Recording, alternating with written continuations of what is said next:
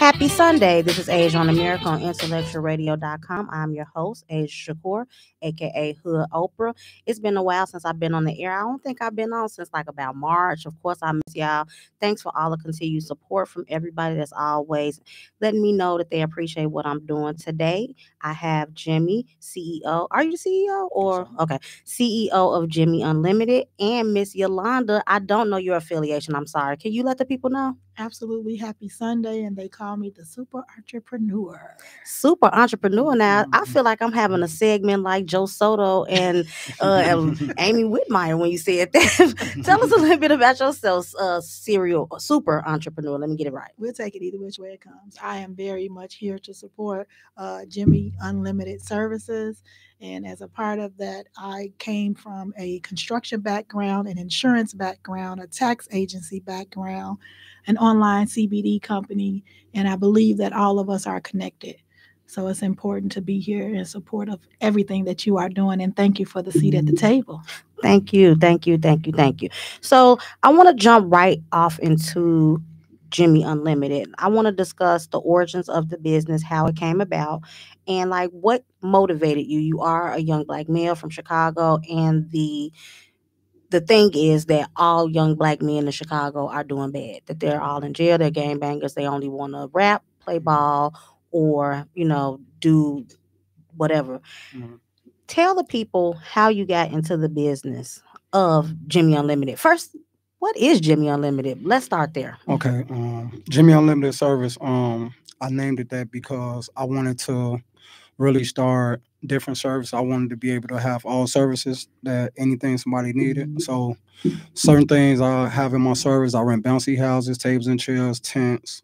I do lawn care. I do cleaning services. I do hardwood floors, different things, snow removal, everything like that. So I really basically started my business because I was working for the schools for like 18 years, Chicago Public Schools, and I was a janitor. So when Robert Manuel got in office, when he closed down the 50 schools, they just laid us off. So after working for so hard, so much, I really just told myself that, if I can do this for the schools, I can do it for myself. You get what I'm saying? And make more money. So, I learned a lot of different skills by doing that. So I just took my skills and applied them to myself.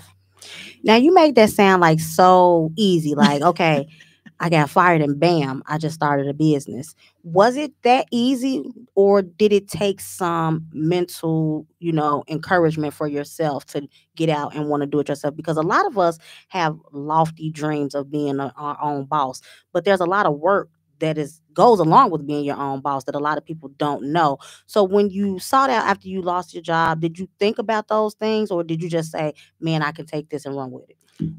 Actually, what I did was, life be life and sometimes for us, and so different things that I was going through after that layoff, it really like it put something in me. You get what I'm saying? So I always told myself that I always wanted to really work for myself because I figured like if I can go work for a company for 8 hours, if I put that same work into myself, I can make even more. You get what I'm saying? So I always told myself, if I ever, get some money, anything, I'll start my own business. So what I did was I always knew how to like do floors and all that. So I started doing like different friend floors and all that. So it's like it spread it from that. So I started, doing jobs, steady putting into my business.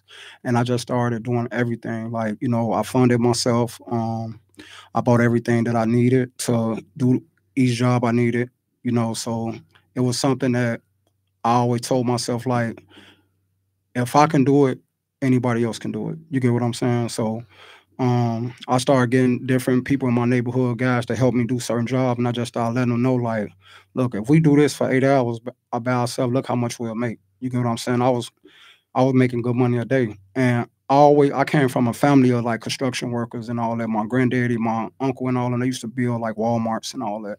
But I didn't catch on then because I was young and I didn't know no better. So I would really wish now I would have paid attention to what they used to tell me. But I caught it on in a back end of my life, so I'm thankful for that.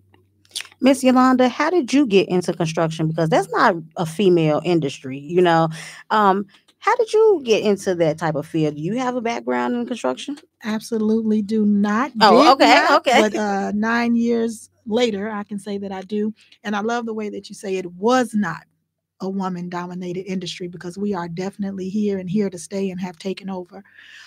When I originally started this, usually I'm doing something to help somebody else. So what happened was I was helping someone else that decided they wanted to be in construction, and they bagged out, and I had to step up, which means I had to take myself to school, and I had to go to YouTube University, and then I had to get my boots and my overalls, and I had to jump in and learn. So And what's your sign? Cancer. Oh, okay. I Whoop, thought whoop, you was a whoop. Libra. We kind of like that. Oh, I love them Libras too. I love it. I love it. Um, Definitely, it takes more than just a made up mind. It does take action. It takes knowledge. It takes the time for you to go and study your skill. It takes time to learn your craft and to learn your industry. Learning your industry to be competitive. That's a good point. We talked briefly before we got on air about work ethic and about, being your own boss. What are some of the things, and I want to start back with you again, Yolanda, as a Black woman stepping into an industry that is heavily male dominated and you had to go back to school and learn these things? What is something that you can tell a young lady who is on the fence about stepping into her own? There's a lot of, I don't want to say barriers, but there are some type of barriers for Black women, especially in Chicago.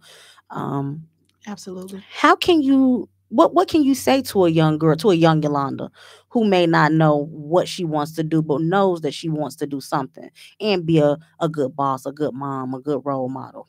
I love that you said all of that. Stay a lady. Stay a lady and go for it. Stay a lady and know that because you are a woman, you can do it. You can do it and probably do it better than they do. Sorry, Jimmy. But I also want to say that make sure that in being who you are making people respect your gift and your craft, and not the fact that you are a woman. A lot of times you may feel that you're getting disrespected or shone upon, and you don't have to defend yourself. Your work will defend you. Your character will defend you. And then you run into these dynamic brothers like Jimmy, and you begin to be respected in the industry. And then they say, man, I can learn from you. Exactly. Yes, sir, you can. Exactly. Yeah. So I want to talk about, now this is a little like business 101. I'm not a teacher, but I play one sometimes. I wear many hats. You didn't know that. Okay. So teacher Asia wants to talk about SWOT analysis. That's your strengths, your weakness, your opportunities, and your threats that you have as a young entrepreneur in construction. Now, the one barrier was I'm sorry, gender. The other one is ethnicity. Construction is a heavily, European dominated field. We're just now breaking barriers Exactly. as people of color get into construction, things of that nature. What are some of the strengths that you know that you possess, some of the weaknesses that you know that you have, opportunities that you may or may not be aware of, and some of the threats that you can see coming into the future as you step into being a more in-depth businessman? Sorry for the questions. I know you was kind of nervous and that felt That was a kinda- lot. right? That was a lot. Strength. Go strength. All right, so my strength is I'm really determined to do anything that I want to. Like she said, like I'm a person that get up every day and I go. You get what I'm saying? I'm willing to work. I'm willing to learn. Sometimes us as people we don't really give ourselves that. You get what I'm saying? Like that thing to say, let's do it. I'm willing to learn. You get what I'm saying? Things I don't know, I'll call her quick. Hey, what's this? I don't know. I'm willing to learn though. So, like, my strength is just getting up every day knowing that I can become better than what I was yesterday. You get what I'm saying? So, Good it's- answer. Good answer. Great yeah. answer. So it's like, that's what it is for me. I just want to be better, a better version of me. You know, and one thing about me, like, I'm a person that, like, I'm passionate. You get what I'm saying? And although I ain't there yet, I know I'm gonna get there. You get what I'm saying? So What are some of the weaknesses that you see, not just within the business aspect, but some things personally, if you wouldn't mind sharing? Because, you know, it takes a lot of faces to be a man. I'm not a man. I have 4 sons. I have all brothers. So I'm around men all of the time. I don't have sisters and I don't have daughters. Prayers, Queen, prayers. You don't know that. And I know that men go through a lot of changes, professionally, emotionally, spiritually, mentally. What are some of the weaknesses that you have encountered being your own boss as a young black man in the city of Chicago? I believe sometimes it'll be like it's like sometimes you be wanting the support from your people. Mm. You get what I'm saying? That you don't get. Like trying to be an entrepreneur and a person that's trying to build something. You get what I'm saying? It's different. You get what I'm saying? Because it's like you gambling. You get what I'm saying? But I always tell myself I bet it all on me because Ooh. what God got for me, He got is bigger than anybody else. I used to trip about friends and family that don't support me, but right now in my life, God opening up doors with major companies for me. Like, so I don't get support from friends, but I'm contracted with big companies. You get what I'm saying? And sometimes, it be hard sometimes. And then that's something that, you linger with yourself as a man because like we really got it bad out here. You get what I'm saying? You gotta be the protector. You gotta be the person that do it all and still with a smile on your face. And a lot of us, we going through trauma. You get what I'm saying? We just left the pandemic. A lot of people died. A lot of people going through things that we not getting help from. You get what I'm saying? We not getting counseling for it. We just getting up every day and we just going without saying like, man, like I ain't fix it. So you just adding problems onto your life. And it's like to wake up every day and still be motivated, that's something different. But God got me. Every day I pray to God. You get what I'm saying? I wake up, I pray, and I keep it going because I know He got me. Just a quick little segue. November is Mental Health Awareness Month. Come on now. So that's a part of segment, and I'm gonna jump to that just because and we can double back because it's my show. I do the one though. But mental health and processing life, that's like mental health is like a buzzword now. Everybody want to shout out about mental health, but nobody really understands like the importance of maintaining a healthy mental health regimen. Not just, it takes work to get to where you can be a stable minded individual. Yolanda, talk to me a little bit about mental health and maintaining yours in your industry, as well as, being a serial entrepreneur. Are you a mother? I don't mean I am a mother. Being a mother, a friend, Absolutely. a sister, an aunt, a role model. How do you deal with some of the nuances of life and keep going and still keep a beautiful smile on your face? Because you have such a radiant personality. Thank you. And, sometimes that's hard to just keep going when you have things going on. How do you maintain a healthy mental health? You gave it away. Basically, I stay encouraged within me. I have to smile even when I'm crying. I have to smile through it. I put that all the time out there for everybody to see. I smile not because it's easy or not because I'm doing it. I'm smiling because I have to get through it. So that is my first therapy for myself, to know that I am my best representation of me. Despite of what it looks like, I don't have to look like what I'm going through. Absolutely. And it's so amazing that you said that, because I really believe that not enough of us are in tune with how much adversity we face as individuals on a day-to-day, especially for our men. Our men are not being properly supported, even from us as women. And this is me as a woman saying that, because we have not been properly taught how to support our men. So we don't always know exactly where and how to just be there without being in opposition to them. And as a woman, the men haven't been given the tools as well, because they've been stripped of a lot of those things in the process of putting us in the forefront to become the providers of the home. We have to get back to that. Did she stop?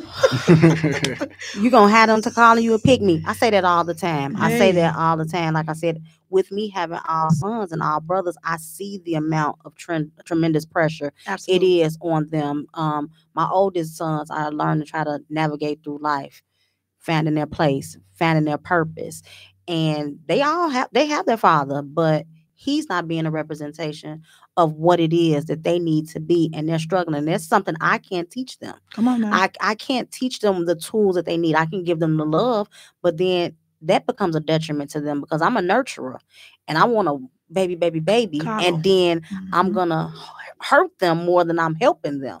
So it's always a struggle. I'm so sorry, but you said that pick me. Did you guys see the phone number 708-223-8953? I think we're here for it. That's call in. But that's what they be saying. You gonna have to come back on another show for that because I've been wanting to talk about that, but I need the right type of energy to talk about that. Absolutely. You It's know, called truth. they don't want to hear it. Hey, give it to him. I have a 15-year-old son that I understand exactly where you're coming from with that. He is been honest with me because of our relationship, but he's always told me, I love you, you're a wonderful mom. But his dad passed when he was young. I buried my husband when he was young, and he still says, but it's certain things that I need that I'm sorry you will never be able to give me. And I told him, you're correct, but the fact that you can identify with it, we can go get it. Yeah. Let's find it. Let's look for it, because Father God ain't going to take one away from and not give you one that you need. Hello, amen. And going back to that, back to you, Jimmy, as a young Black male living in Chicago, I can understand the amount of mental strain that is on you as well. How do you navigate, not just you specifically, I want you to speak to the conglomerate of you, the young Black male, the 25 to the 35-year-old. How do we get through to them to understand their mental space and to pull them out, let them understand that it's more than what they're going through.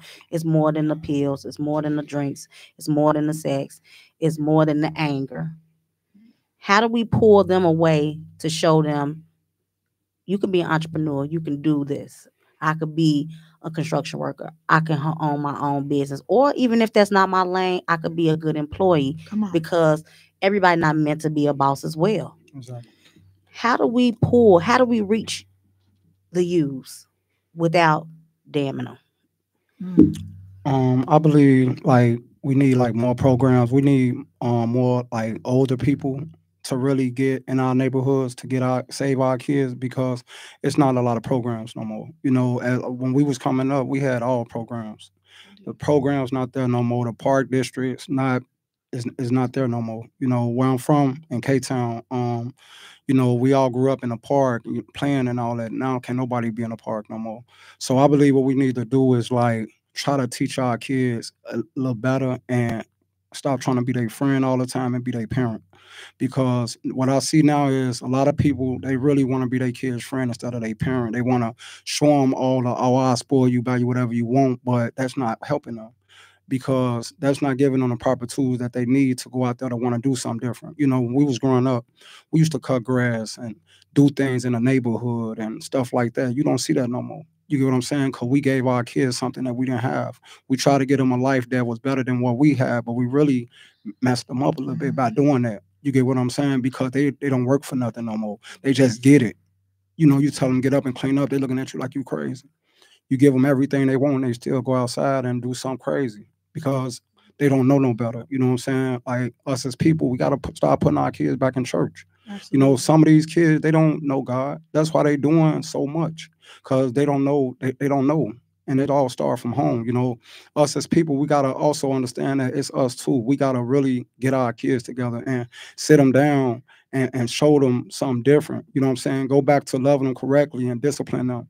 You know, like the world make you now, you can't whoop your kids, you can't do nothing. And I respect that. But it's ways that you can get your kid one-on-one and just show them something different. You get what I'm saying? Then what's out here in these streets, because the streets going to swallow them whole.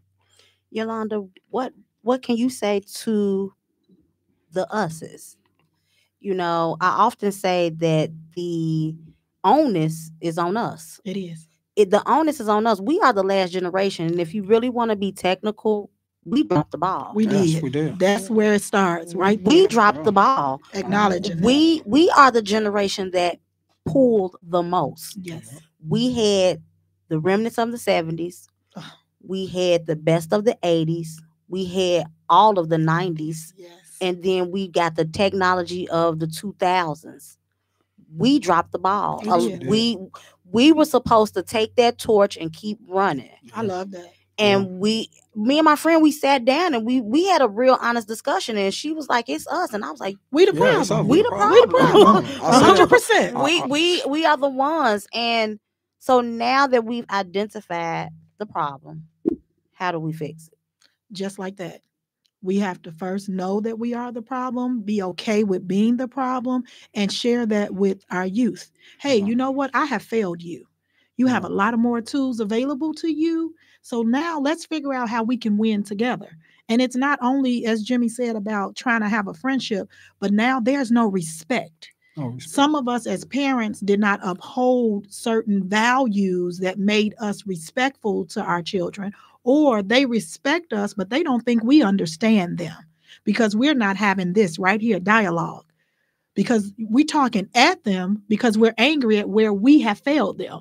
Yep. That is 100% of the truth. So it takes for us to say, listen, this is not the path that neither one of us want. So tell me what you want. And then we have to hear that.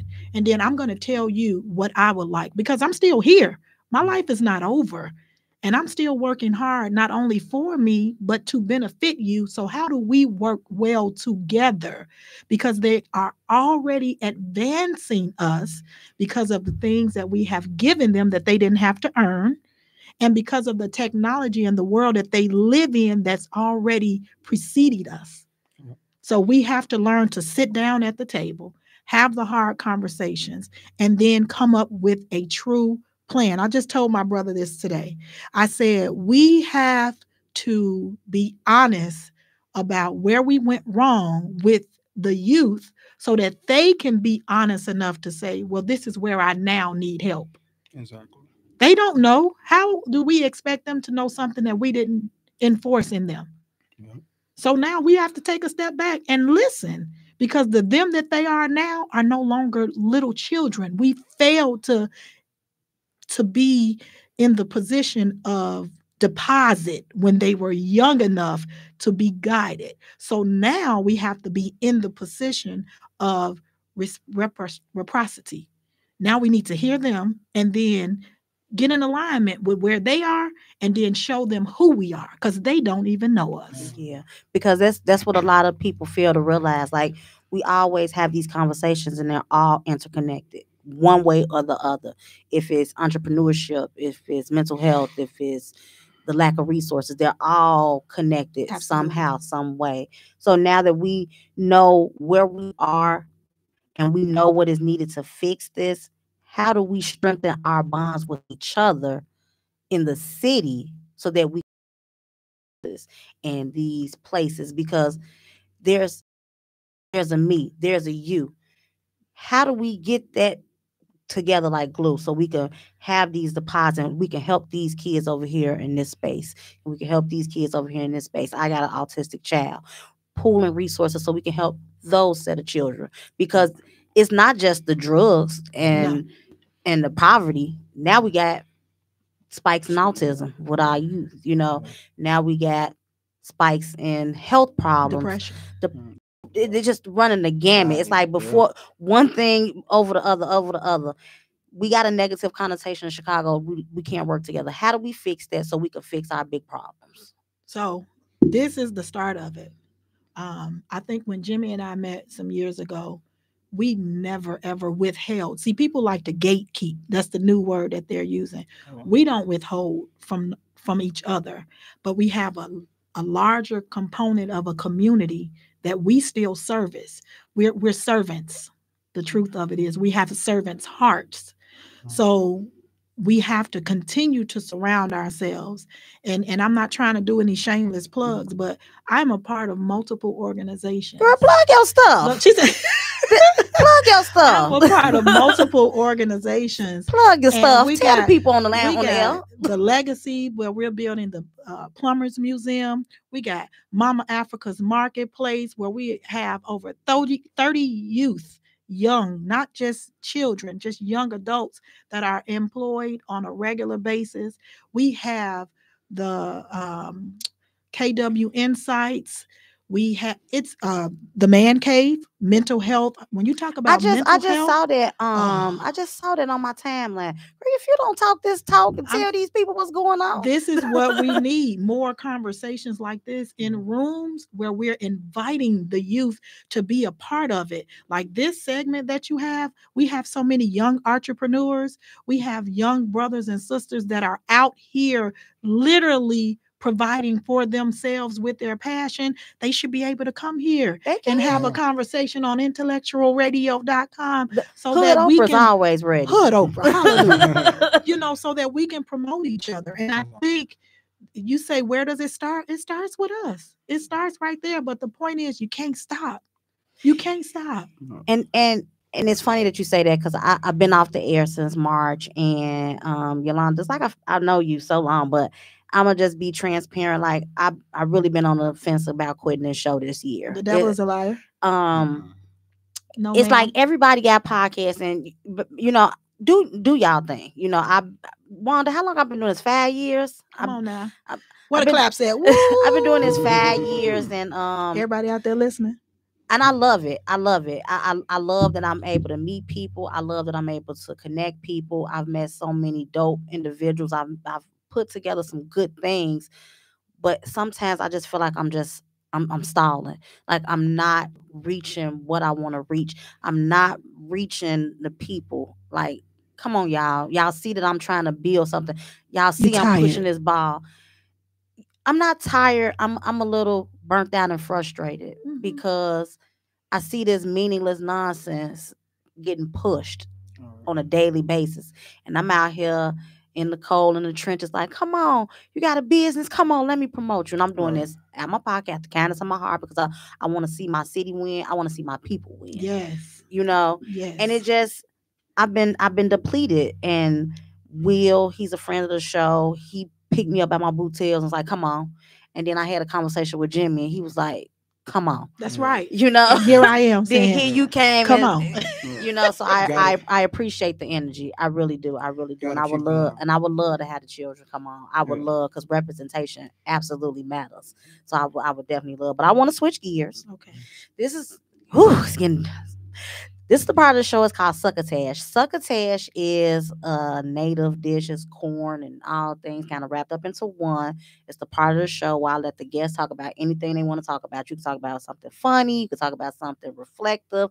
It's the part of the show where the guests, you ask me a question, I'll let you take the reins. So I don't know if you read that part, but now you spotlight. What you want to talk about on Succotash, Yolanda? Oh, you should have made me last, Queen. I love you already. I love your soul. I love your spirit. And I got everybody that's out there tuned in. You guys need to make sure that you go like, share, and book your appointment, because you see she's trying to go somewhere. We need her, right? We don't need her to go nowhere. So we first and foremost want to highlight you. I appreciate it. Thank you. Thank you for not giving up. Thank you for not walking away. Now you have a community that won't let you. So we're going to be on you. Yes. I want to talk about making sure that you have the support that you need, because I hear you, I understand you, but I think that we don't stay connected enough. It's not just about a follow. It's not just about a like. Sometimes it's about, where are you right now? Exactly. And people don't want to be real about that. And everybody is where you are right now. Most of us that have a servant's heart, or most of us that have given to the community, and we just want to see each other win, we're right where you are. So we need each other. We are the bonding to each other to not lose. Whether we can really see it to fruition, the truth is we're winning in this space tonight. Yes. We are winning mentally tonight. And we want to push that out there as much as possible. I don't care how many other podcasts there are. I don't care how many other people are having a conversation that they think is like this one. Somebody in a room somewhere that wasn't introduced has now been introduced to you. And now you have a whole nother set of love that's not going to let you go. Girl, That- snap. that- that- Snap. That wasn't your succotash, but go ahead. From- Go ahead. yeah. Jimmy, what's your succotash? Like I really want to just go back on like what she said, like when you said like you want to give up. You're a remarkable person. When you came to me, Come on now. Y'all Give it finna to make her. me for cry. real, like when you Give it came to to her. me and you was like, Jimmy, like I really like what you're doing. Like I've been following you. I've been seeing what you're doing. Like I want you on my show. Like you an amazing person for that, because at the end of the day, like I don't like this. you know what I'm saying, you helping us, you help, like we all helping each other. You get what I'm saying? Like that's motivation for all of us. You get what I'm saying? We need to get stronger together. You get what I'm saying? Sometimes when we try to do so much by ourselves, we feel like we tired and we deflated. But God is awesome. You get what I'm saying? Like he put us together for a reason, for us Absolutely. to piggyback Absolutely. off each other. You get what I'm Absolutely. saying? So Absolutely. I believe you shouldn't stop. Like this just the beginning. Like you need to just, take a breath and then just go harder for it. You got a support team now. And I just want to really thank you for that. I thank y'all. I really appreciate that. What them people talking They about? out there said, gotta keep going, keep it going, What y'all do what talking it about, do. Willis? They want to know where you at. How do I reach you? Give it to her, y'all. I Give it to promise. her. Go find her. I appreciate the energy. But this is something bigger than me. It ain't. I won't stop. I'll take a break, but it's frustrating. It really Next time is. you decide to take a break, you're gonna call her, either me or Jimmy, and we're gonna come host for you so you can get your break and it keep going. That's the community.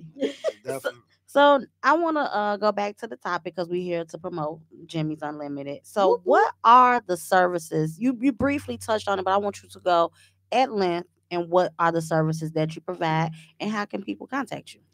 Okay, the service I provide is cleaning services, floor care, hardwood floors, stripping and waxing, snow removal, lawn care services. I rent tables, chairs, tents for a birthday party for little kids. Um, and I think that's about it. But you can reach me on Facebook at LeBron James, LABRON, and my Instagram is Unlimited Jimmy LLC. That's about it. Yolanda, where can the people find you, and your plethora of services? And list them all. Don't be gatekeeping yourself. I won't. Jimmy forgot to give his number. However, Oh, I'm sorry. Yes, sir. My number is 773-290-0206. Thank you. see, I am my brother's keeper. That's how we all do. That's how we all do. I am your favorite diva for construction. I am also Fresh Start Insurance Agency. I am also D&J Tax Express. I am also Lady Landy, onlinecbd.com. I can be reached at all of those exact names via Facebook, Instagram, all of the social medias, However, if you friend request me, I would definitely respond to your inbox. I don't even know how I do it. I do respond to every inbox, and you can call me. I'm going to give out my cell phone number. Uh-oh. And let me tell you why I'm going to give out my cell phone number. Because you can call me for any and everything, and that's the truth. And what I try to do is, if I cannot help you, I'm going to connect you to somebody that can. So my cell phone number, text me, it's better, 773-396-1781. My office number at the Insurance Exchange in South Holland, 708-597-8731. Just reach out. So the new thing, it's not a new thing, but every now and then everybody got these buzzwords. So the buzzword now is creating generational wealth. Yes, Lord. That's the buzzword. Everybody want to talk about creating generational wealth. And yes, it's important, and it's not just all about, having a business and having it so your kids can run a business. I want both of y'all in your own interpretive way to explain to me the importance of generational wealth and how you can achieve it and sustain it. Because a generation is not just your grandkids. Correct. Generation are your fourth great grand. Absolutely. So people talk about this generational wealth, and bread is $6 a loaf. So how are we going to be able to create these streams of multiple income to create these generational wealth? I want you to go first. Let me see. Yeah, that's a big one. Let me see. Really, like, in business, like we can start off like hiring like a lot of people like to work for us. So I feel like saving, a lot is one thing. You get what I'm saying? But I feel like consistent income is everything. So what I try to do now, I just try to land like contracts with different multiple companies so I can be able to hire different, groups of people. And I call Yolanda. She got a work program that she helped me with. If I need workers, she'll send workers out with me. You ain't say nothing about that. I know. Girl. Yeah, so I feel like generational wealth is just helping like consistent income coming in for us. I saw this post. I'm gonna ask you next, but I saw this post that's what made me ask. It said generational wealth is also watching your niece baby so she can go to work. Come on now, see. Generational wealth is also helping somebody do a resume. Yes. Right. That's that. We always think about the money, but it's more so about the service that we can provide to the people that can help them keep going after I'm gone. There you You go. know what I'm saying? And I think a lot of that sometimes that falls on deaf ears about the importance of each one reach one. Okay. A lot of us we really lacking that. And I don't know how we can get back to that. When I was a kid, like I couldn't walk around a neighborhood without nobody reprimanding me or saying something, good or bad. Mhm. Like, girl, get out the street, or I'm gonna tell your mama on you. You know what I'm saying? How do we get back to those type of generational wealth, Yolanda? Because That's where I was going. That's definitely this is hard for me, and I feel like I would love to come back with you and just do a complete show on just generational wealth, and you'll find out why.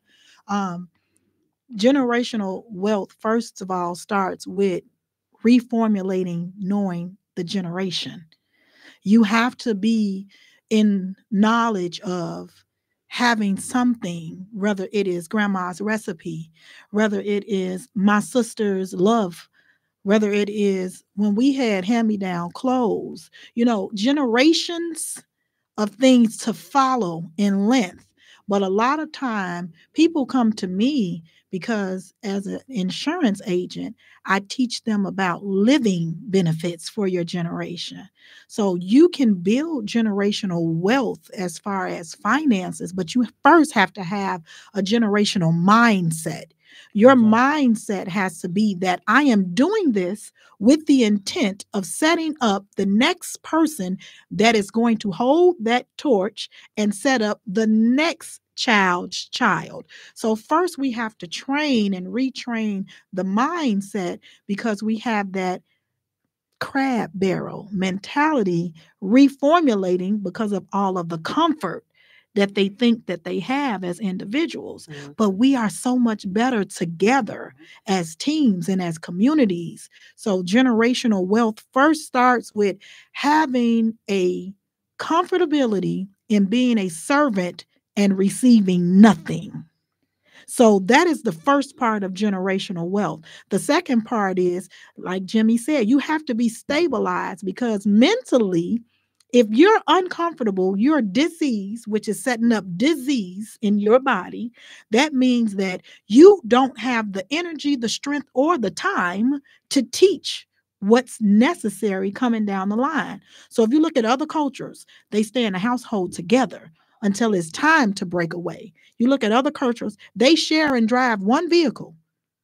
We have gotten away from that as a people, so there is no generation to feed into because everybody is for self. So before we can even talk about the monetary part of it, we have to stay right where we are and address the mental conditioning. Then we have to address the physical attributes that would require you to want to get off your rump and do some work in order to bring that financial stability to put it in a pot that's going to make us all better later. Now, I may not be around to see all of it, but if I'm investing in it, with my time, with me cooking for everybody. Y'all come over here and eat. With me, I'll watch the baby, or you watch the baby. You the one at home all the time. You gonna watch everybody's babies while we go to school, work, or whatever else. We don't have that anymore because we don't trust each other. So if I'm Oprah, you got to be Ivania, because girl, you was bringing it. You done brung it. Got this blouse on. I can't stand you right now, girl. Just Hallelujah. the love for us, the love for us. Quickly, like as when you say that, it brings me to my next point about Chicago as a whole. And they say that we can't make it. We can't, there's not the support is there. We talked about that briefly outside. The support is not there. You can't make it in Chicago. You got to move away from your city to make it. How do you feel about those type of statements? Because I feel like if you can make it here, you can make it anywhere. You And gotta then make it in here first. come That's on, the biggest come problem. on. If you, Jimmy and I was just talking about this a couple days ago. You can sometimes need a refresher. Mhm. You may need to separate yourself. I'll be transparent. When I gave birth to my twins, I was at that time I was performing, I was singing musically in weddings. We were traveling. I was everywhere. I love my people. I love my family, and they know that I did this. I left Chicago and went to Iowa. Mm. I left their family, my side and their dad's side, because I needed to get my mind right as a mother first. And I know that everybody know where I live. Everybody knew who I am. They come get me. Oh, we going on tour. Come on, we need you. We can do this back, or we can do this. Just come to the studio. I didn't want my children growing up in that because I knew that meant an absent me. But I wasn't strong enough to say no. So it wasn't Chicago that was failing me. It was me that was failing me. So I had to move mentally in order to come back stronger. It took me 8 months. I stayed away. And when I came back, I was in love with my children. So there was nothing that nobody could say that would make me question whether or not they came first. But I first needed to know that. I told Jimmy, I said, you're going to probably make a move, and it's going to put you in a catapult of a place. And it's only because you haven't learned to say no. I'm sorry, I just put you out there. But you haven't learned to say no in certain areas because of your heart, the heart of us. But the heart of us can also be the demise of you if you do not know when and how to use your discernment. No has always been an issue for me. I recently started going to therapy this year. And not Congrats. necessarily because thank you, something was wrong, but just like preventative care Yes. before things started getting wrong. Because I feel like, like I say, I have all sons, I have all brothers, my mother is gone. My youngest got autism. So it'd be a lot, And before I break down, I would like to break through. Come on now. Come on So now. I just, I decided to go, and take that refresher. That might be my 8 months in Iowa. There you go. So I come back a fresher me. Now, before we get up out of here, Jimmy, if it's anything that you want to say, because let me just say this: I love having young black men. Not like you're not too young, but young black men on my show because black men have such a negative connotation from birth, before birth, Yes. in media. And the black woman, we have it hard too, but we're a little bit stronger and we have a little bit more support than men. So it's always important if anybody watch my show or listen to my show, my guests are 95% always men.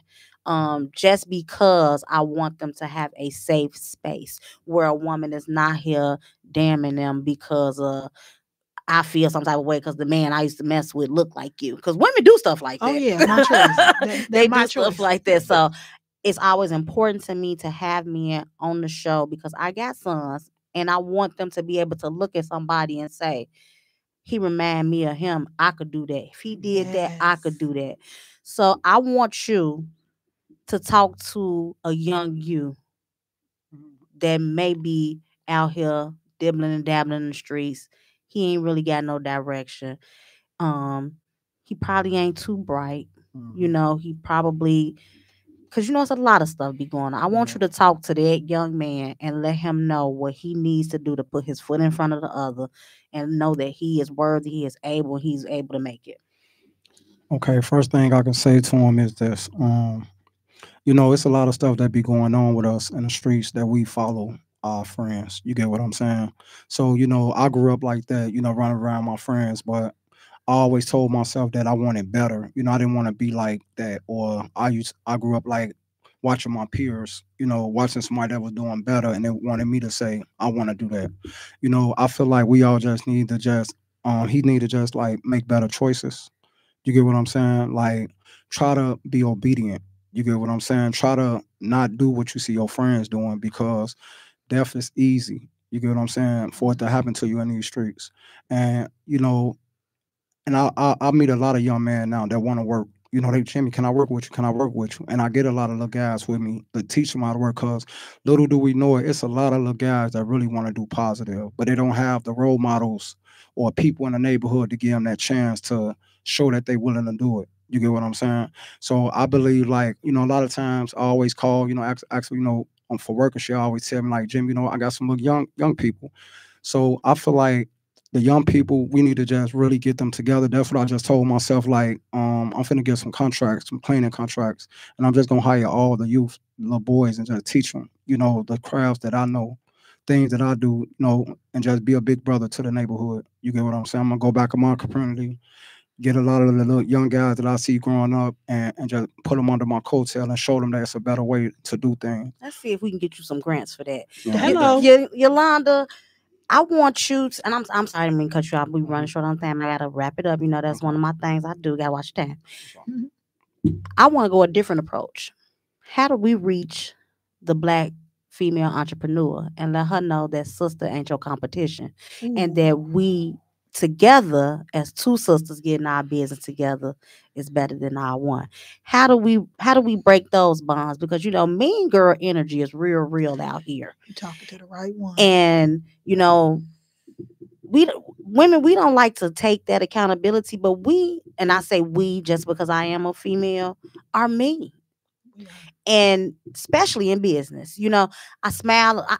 That's my thing. I'm hood up, and you would be surprised. That's another reason why I always have men, because the women are always like, Mm-hmm. you know what I'm saying? Yeah. Like, what Really? you talking about?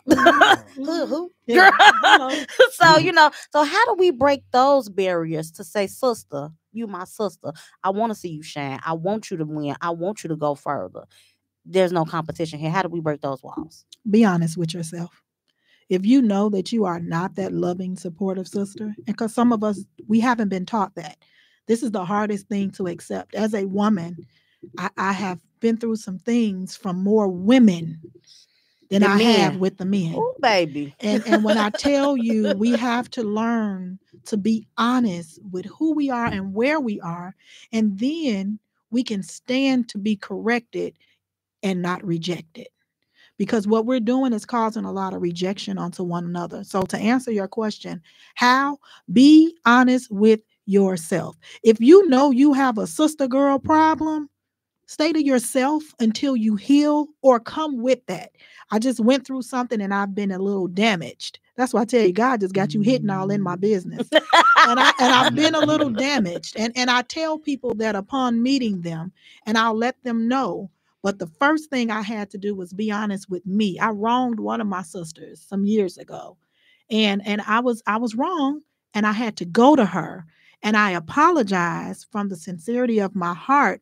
And then I told her, I'm going to be honest. I had to apologize because I'm taking a look at me, and that's not the woman that I want to be. But it took me to be honest. So now, in my place of, I'm standoffish with my girls now, because I've been hurt in a deep way. So I come and I say that, look, I got trust issues. So, be a little patient with me. I felt it. I felt it. I got it deep. It's all good though. But I love us. I love us. I felt it, but I ain't take no offense to it. I thank you for that. Because when I tell you I love us, I'm in repair. So, we gonna help each other on that. We gonna help each other. We Come on, gonna give me help each some. other. Give me We some, gonna help baby. each other. So again, I thank y'all for coming on. See, Jimmy, the hour went by fast, and you good, ain't you? You did great. Man. Before we get out of here, again, run these social media handles down so they can follow you. So we want to get this out. You got these contracts. We're gonna be here before you blow up and be all big. Don't be forgetting about the little people. That part. Go ahead. What are those handles again? My Facebook is LeBron James, LABRON. My Instagram is Jimmy's Unlimited Services LLC. And that's it. My phone number is 773-290-0206. Serial Sister Entrepreneur. Let's go, girl. Yes, ma'am. You guys can reach me first by sharing, liking, and this here live we got going on. You can reach me through it's so many, it's bad. But if you do, Yolanda, I am Landy McCaskill. That's my main page. My business pages are D&J Tax Express, Fresh Start Insurance Agency, Generations Consultant, Lady Landy, and Lady Landy onlinecbd.com. You can call me at the office, 708-597-8731.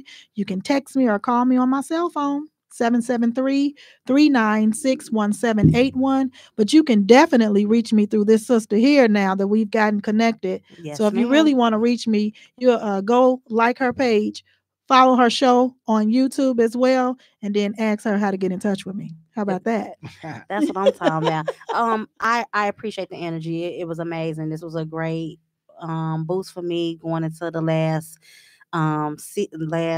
quarter of the year. So I appreciate y'all coming out. Yolanda, great to meet you. I would love for you to come on at a later date. Me and you rap a tap. You know, I love meeting positive, strong Black women. It starts and stops with us. Yes, it does. So I missed y'all, but I'm back. Happy Sunday. This is Asia America on intellectualradio.com, the Hood Asia, and Hood Oprah. And as always, I love y'all. Bye.